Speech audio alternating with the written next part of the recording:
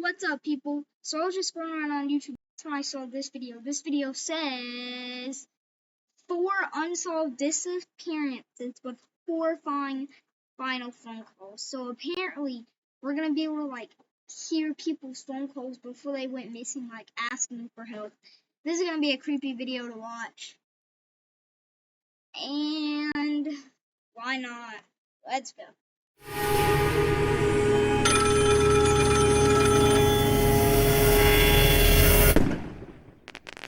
The day is July 4th, 1999. America. That's literally in 2 days from me. Wait, no, tomorrow is July 4th. Is Independence Day. The location, Yerevan, Colorado. It's a nice day with a high of 90 degrees.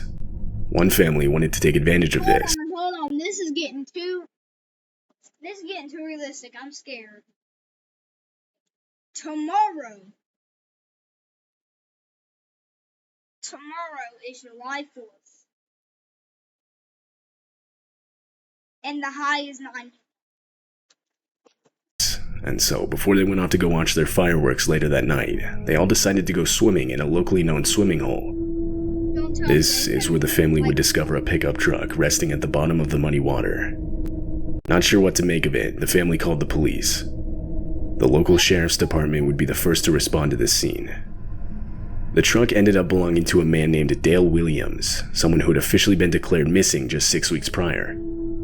Dale owned an auto body shop and was working at the time of his disappearance. One of his friends who he had hired was working with him at the time and recalls exactly what happened that day. The two were sitting in the office when the phone to the auto body shop started ringing. Oh, by the way, the chapters are Dale Williams, Angela Hamad, sponsor Braden Swanson, and Joanna,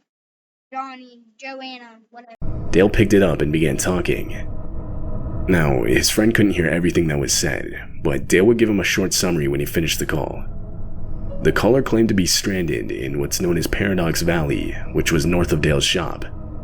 Their motorcycle had broken down on them, and they were requesting a tow, which Dale agreed to help out with. He then set out. This call would be the last call Dale would ever answer. No. He never came home that night. His wife would call him multiple times, but to no avail. Dale had disappeared without a trace. He was officially declared missing that night, and over the next few days, a search consisting of hundreds of volunteers commenced, though not a single clue would result. This leads us back to 6 weeks later when Dale's truck was found in the water by a local family swimming. It was determined that at the time the truck entered the water, the ignition was on, and at a very low crawl speed, the wheel was turned at a sharp angle towards the water. So he did it on purpose, maybe? This discovery led a lot of people to believe the truck ending up in the water was not an accident. I think he picked up the guys with the motorcycle. They were trolling him. They knocked the Dale out, they got in his truck, and then and right before the truck got into the water, they popped out. That's what happened. Over the years, multiple different theories have surfaced under this belief. For example, some believe he's living on an island somewhere. Others believe he faked his own death and ran off with some other woman. But probably the theory with the most traction is someone wanted him dead, and that someone was the person who called his shop that day claiming to be a stranded motorist, ultimately luring Dale to his death. Interestingly, Dale had 2 daughters, and somewhat recently one of them took to Reddit under the sub r/askmeanything. She gave the whole story, and comments started flooding in. One commenter asked her what she herself believes happened to her dad. She would simply reply, "I think he was murdered. Why or by who, I don't know." Some speculate the person responsible was a man that was one of Dale's ex-friends. 1 year before Dale had gone missing, him and his wife had helped move the man's ex-wife away from him out of state to safety without his knowledge.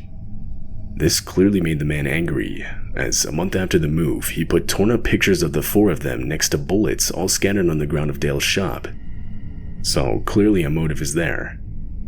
And it turns out that after Dale's disappearance, he was even captured taking down missing posters of Dale around the town.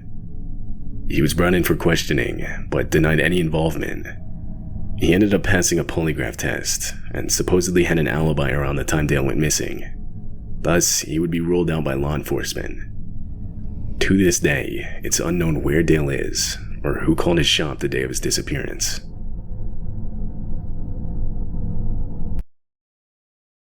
Okay, if there's one AI. That's crazy, bro.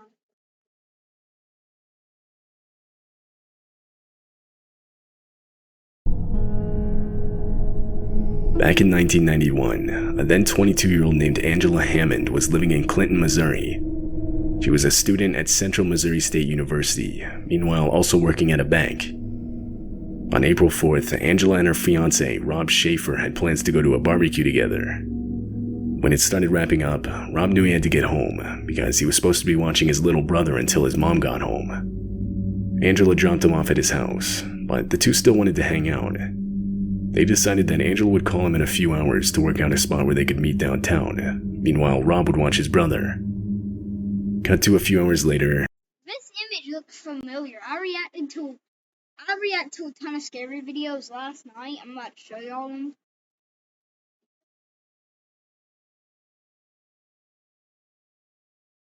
I think it was this. Yeah, this one had that same picture in it. I just shot the bracelet. And sure enough, Rob's phone started ringing. Now, again, this was 1991, so Angela was calling from a payphone rather than a cell phone.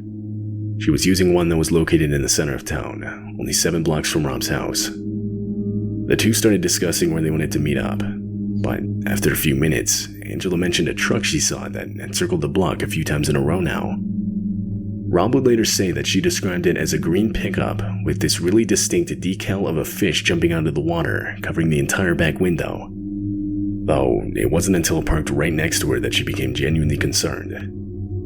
A man got out and briefly used the second payphone just next to her. He then walked back to his car and pulled out a flashlight as if he was looking for something. Rob listened as Angela asked the man if he needed to use the phone, assuming the one he had tried to use was broken. The man responded saying it was fine, and that he would try again in a minute. Rob and Angela continued their conversation, not thinking much about the encounter. But shortly after, the sound of Angela's screaming shot through the line. Without even thinking, Rob immediately dropped the phone and got in his car to drive the 7 blocks to the payphone. He made it about halfway when he noticed a pickup truck speed past him in the other direction. Not only that, but he also reported to have heard a panicked woman's voice screaming his name out of the window. Rob threw his car in reverse and began chasing down the pickup. But what he didn't know at the time is that him throwing his car into reverse as fast as he did had severely damaged the transmission. 2 miles into the chase, and his car began to stall. Eventually, his car came to a complete stop. He watched as the truck's taillights faded into the distance. Authorities were almost immediately notified of the situation. Over the next few days, Missouri State Highway Patrol checked hundreds of registered trucks matching the description Rob gave them, but none of them were a match. Unfortunately, blame would start to shift towards Rob himself. Police suspected he had made the whole story up, and in reality, he was responsible for Angela's disappearance. Though, in only a week, this lead would get thrown out. 2 witnesses in the area at the time had come out reporting to have seen a truck matching the description Rob gave. And in addition, Rob had also now passed a polygraph test. Over the years, there have been many different unconfirmed sightings of Angela in different states, but whether these are real sightings or not is unknown. As far as we know, that phone call Rob and Angela had on the night of her disappearance would be the last phone call she would ever make. That's crazy.